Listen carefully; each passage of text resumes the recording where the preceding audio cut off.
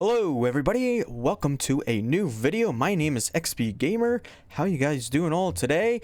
I am standing in front of my 1.19 fantasy castle, which you guys all liked. I just made a video on this, and I have decided to make another video, kind of like a follow-up video, just kind of explaining how I put together this block palette, which is really cool. It's going to be mainly about teaching you guys my ideas and thoughts of putting together this block palette to help you guys for builds like this in the future. It is unfinished, believe it or not. There is yet to be an interior to this build, which I will do, and it is lacking an entrance. So if you guys would like to see the interior done on this castle and an entranceway, please like this video, and that'll let me know if you guys would like to see a part 2 to this build. Now, block palettes are very important when you're building something like this in Minecraft.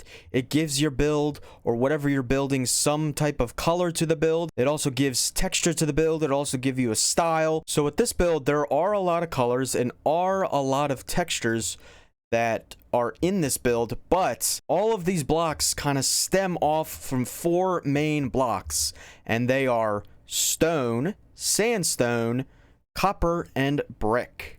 Now down here, I kind of put together a block palette, a very broad block palette of all the blocks that I have used into this build. Now, I just mentioned stone, sandstone, brick, and copper. These are the 4 main colors I used in this build. Stone being at the base, sandstone being the main part of the build, kind of in between the stone layer and the roof. Obviously, copper for the roofs, and the bricks for the towers and arches, as you can see back there.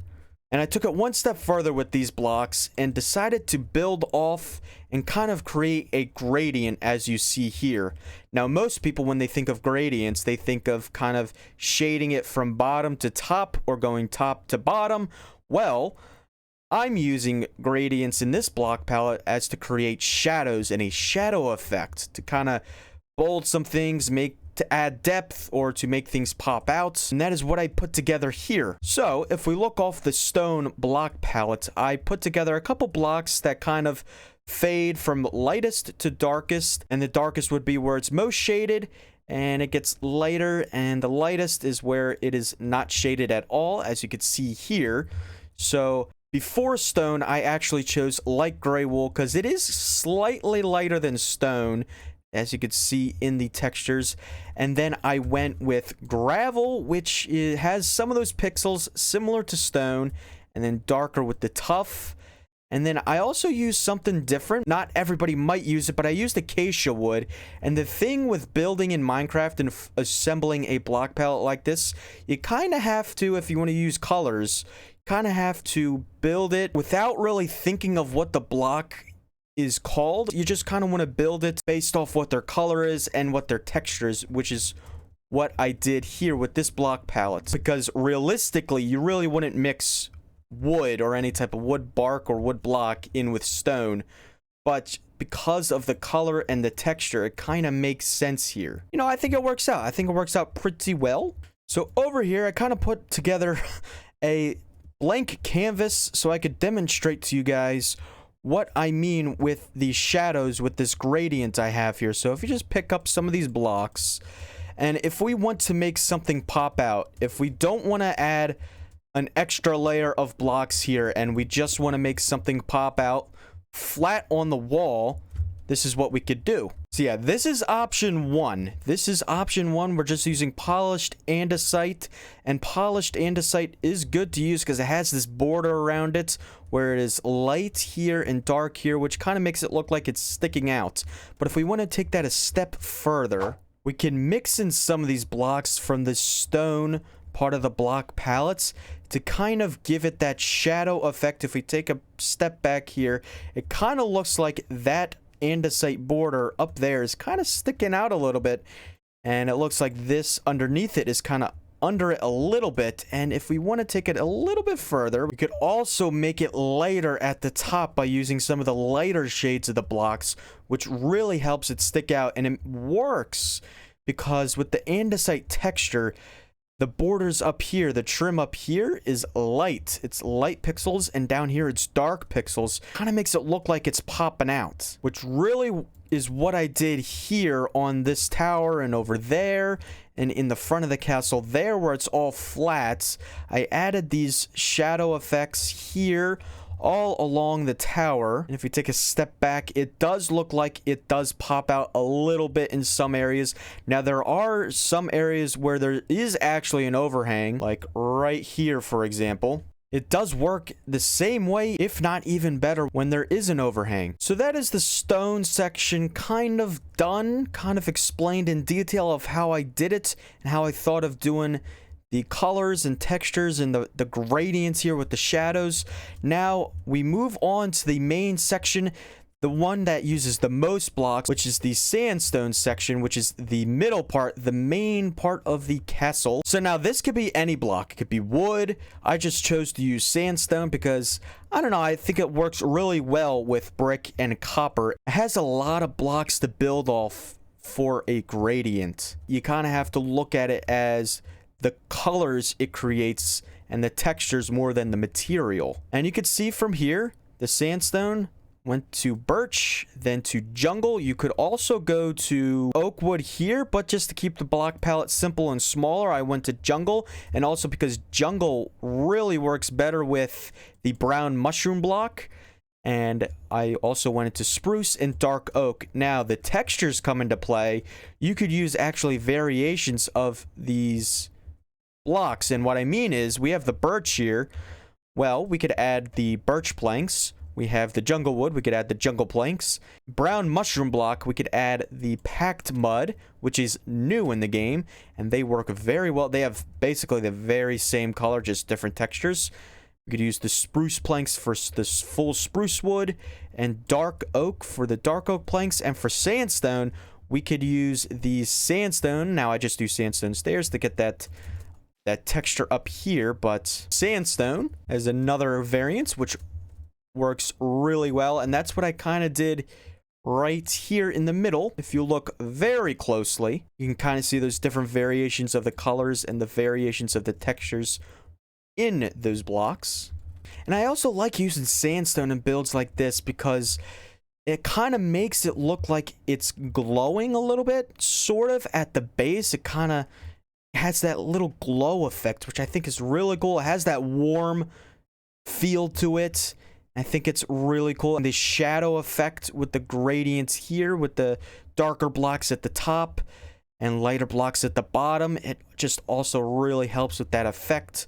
Now we get to the bricks, and the bricks for this build I used for kind of the smaller pointy towers like this one, and these little pillars here and the arches here. And you'll notice it does have a little bit of a fade effect, and I'll show you that gradient here. So it starts off with brick, and now we don't have any type of weathered bricks, unfortunately, in the game, where it looks like we don't have cracked bricks or any lighter version of bricks. So this is all we got. So to compromise, we could use blocks like granite, and we could also use hardened clay. But for whatever reason, I decided not to. But then from granite, we went to rooted dirt. And this works really perfectly in getting a good blend between the granite and the packed mud. It has a nice transition because if you look closely, there's some pixels in the rooted dirt that are in the similar granite texture here. And there's a lot of pixels in the rooted dirt texture that are very similar here. So that's why, like, rooted dirt makes a very cool transition block into the packed mud. And then we have the bricks to top it off. And the reason why I kind of did it like that is the bottom, the base, you know, the support of the towers is all brick. You know, it's not worn out, it's all sturdy. But with erosion, you know, the wind, rain, and all that, you kind of have to take realism into effect here. Maybe the color faded away and faded into this tannish color here. I don't know. I feel like that might work a little bit. And for the last tier of this block palette, we have copper. Now, this one's very simple. You can really expand this a lot, but I just kind of wanted to keep it easy and keep it simple.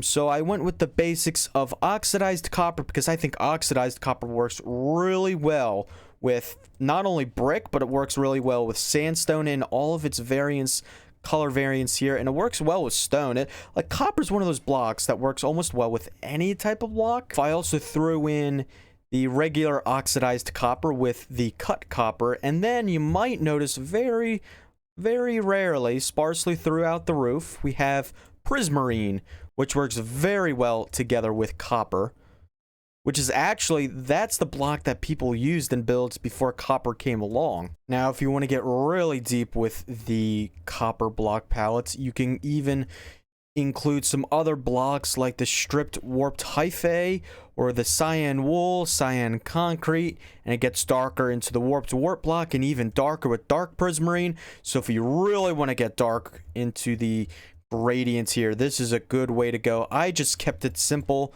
and stuck with these 3 blocks. Okay, so then you have all your main building blocks. Now you kind of want to think of like highlights, the trims. What are you going to do for the facing of the roof? What are you going to do for the floors or the exterior floors? So below, down here, I kind of put together some blocks that I did use for the trim and the face and the floors. So let's start with the trim. So I used the trim mainly for railings on different balconies and also to trim the edge of the roof and the base of it there.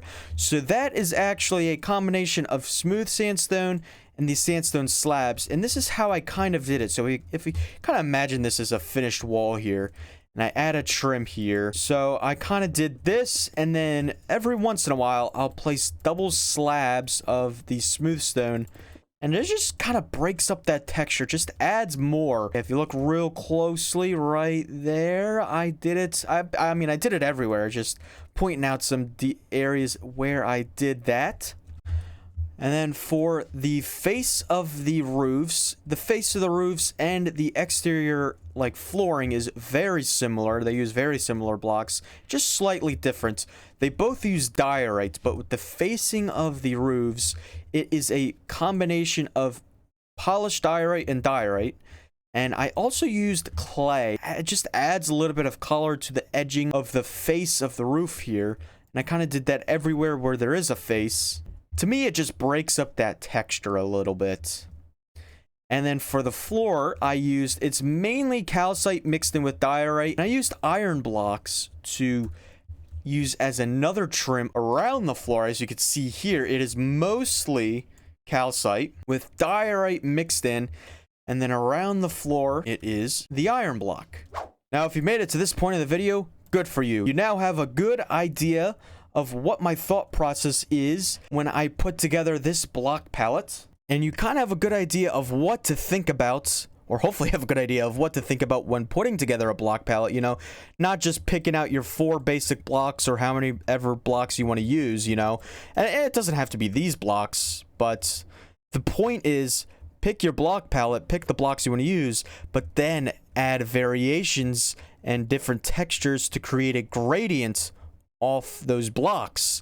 And it's up to you how you want to use that gradient. If you want to just use it from bottom to top or top to bottom, I just use the gradient as shadows to create shadow effects. But hopefully you learned a little bit about block palettes and how I think about creating my block palettes. Hopefully you guys can try it yourselves when you're creating a new block palette for a build, maybe the size of this or even smaller. But yeah, try to think about that when you're creating a block palette. You know, think of it like you have your four main blocks. These are kind of like your base blocks, the blocks you kind of expand off for different colors and textures to create gradients.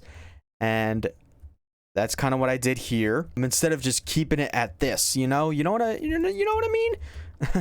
So, I don't know. If you have any feedback, any comments, leave it in the comments below. If you want me to add an exterior and an entrance to this, hit the like button on this video so it'll let me know that you want to see a part 2 to this build. But yeah, hopefully you learned something of value in this video. I kind of want to show you a brief idea of what I was thinking when I put together a block palette for this. If you guys enjoyed the video, please give it a thumbs up. It'll be much appreciated if you did. If you guys are new, consider subscribing so you don't miss out on any future episodes such like this one in the future. And until next time, I will see you in the next video, whether that is a tutorial or something else. But take care, everybody.